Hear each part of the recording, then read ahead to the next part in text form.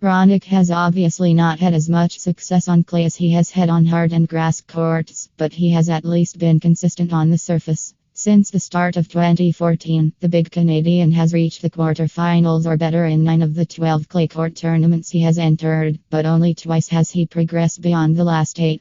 Clearly, Raonic's potent serve gets him through the opening few rounds on clay, but the problem arises when he comes up against the very best in the business. Raonic came into 2017 as the number 3 player in the world, and with plenty of promise, but he hasn't quite enjoyed the success he had in the first half of last season.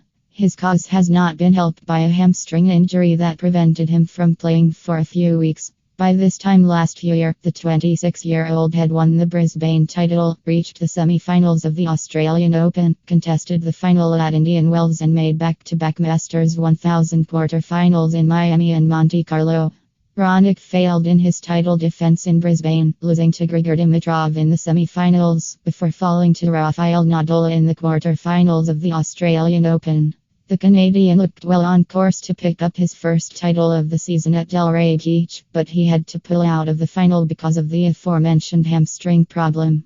He didn't play again until the Miami Masters, but his attempted comeback was cut short by that troublesome hamstring, as he pulled out of a third-round encounter with Jerry Donaldson.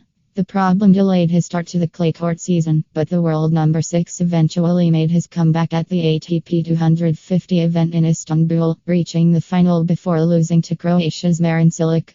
Raonic opened his Madrid campaign with a comfortable 6-4 victory over fellow big server, Gilles Muller. The Canadian broke in the third game of each set and dropped only 7 points on his serve in a trademark strong serving performance. However, returning isn't Muller's strongest point, and Raonic is set to face a more serious examination when he takes on Belgium's David Goffin on Thursday.